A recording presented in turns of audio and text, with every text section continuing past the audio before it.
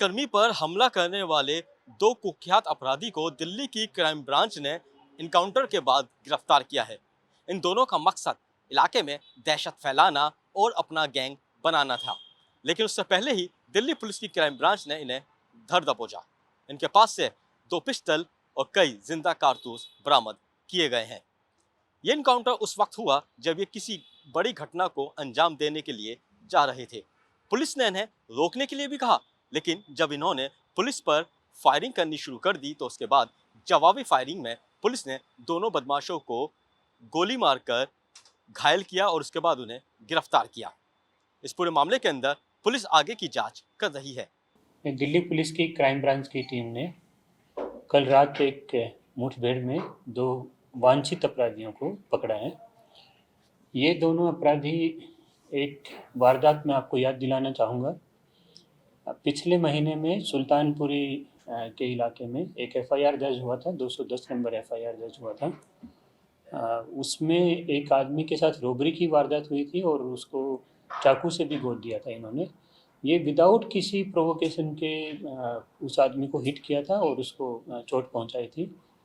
इनको पकड़ने के लिए अपनी स्पेशल स्टाफ जो आउटर डिस्ट्रिक्ट की टीम राजौरी गार्डन के क्षेत्र में एक रेड करने के लिए इनको ढूंढने और इनको पकड़ने के लिए पहुंची थी।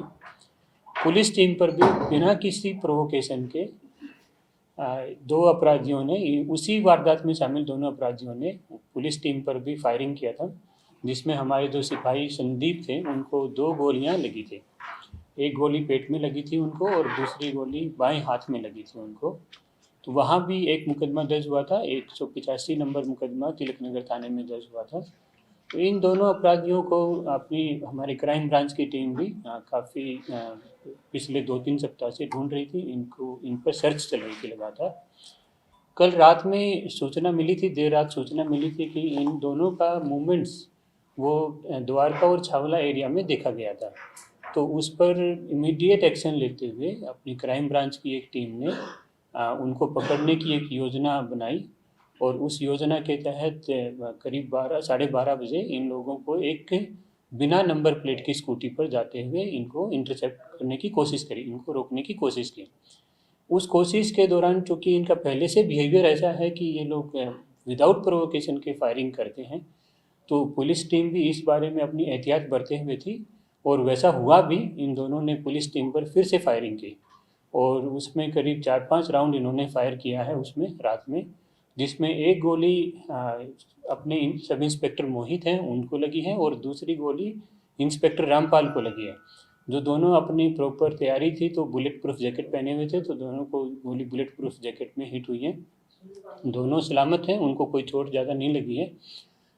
एहतियातन अपनी सेफ्टी के उसमें और इन दोनों को काबू पाने के लिए पुलिस टीम ने भी रिटेलिएट किया, जिसमें इनको मिनिमम यूज ऑफ फोर्स किया, जिसमें इनको एक आदमी को पैर में चोट लगी है, घुटने के पास चोट लगी है और दूसरे आदमी को टखने में और जांघ में भी चोट लगी है। तो इन दोनों को काबू पाया गया। ये दोनों का बड़ा विदाउट प्रोवोकेशन फायरिंग करने का एक रिकॉर्ड रहा है। दोनों का नाम दीपक हड्डी है और कैलाश भोला इनका नाम है। तो दोनों के 3 मुकदमे दर्ज हैं, तीनों में वांछित हैं और उससे पहले भी जब जुवेनाइल थे तो जुवेनाइल रहते हुए भी ये लोगों का क्राइम में होने का एक थोड़ा सा रिकॉर्ड इनका पहले का भी है। अभी तक तो ऐसा गैंग के साथ इनका, क्योंकि तफ्तीश इनिशियल स्टेज में है, नहीं कह पाएंगे, लेकिन अभी तक की इनिशियल तफ्तीश में ये आया कि अपना खुद ही अपना एक्टिव होने का और एक अपना गैंग चलाने का एक इरादा रख रहे हैं दोनों ही। और दोनों बहुत ही मतलब कि विदाउट प्रोवोकेशन के फायरिंग करना या असोल्ट करने का इनका इतिहास रहा है। पिछले 1.5-2 महीने में इन्होंने 3-4 वारदातें बड़ी गंभीर की हैं। दहशत फैलाना भी, अपना नाम बनाना भी और गैंग बनाना भी इनका एक मोटिव है, जो कि देखते हैं कि अपने उसी इलाके में कि बहुत सारे गैंगस्टर एक्टिव भी हैं। तो हालांकि लगातार कार्रवाई होती रही है, लेकिन ये दोनों तीनों पर्पज इनके रहे हैं। देर रात का मूवमेंट था, अभी तो तफ्तीश चल रही है, इनसे पूछताछ होगी अभी किस इरादे से ये लोग वहाँ पहुँचे थे, तो ये तफ्तीश का विषय है, ये आएगा अभी। पहले इन्होंने, जब मैंने जैसा बताया कि तिलक नगर के थाना क्षेत्र में जब आउटर डिस्ट्रिक्ट की स्पेशल स्टाफ की टीम इनको पकड़ने के लिए पहुंची थी, तो उस टीम पर भी विदाउट किसी प्रोवोकेशन के इन्होंने फायरिंग किया था। उसमें भी इन्होंने फायर आर्म्स का यूज़ किया था और कल भी इन्होंने फायर आर्म्स का यूज़ किया है।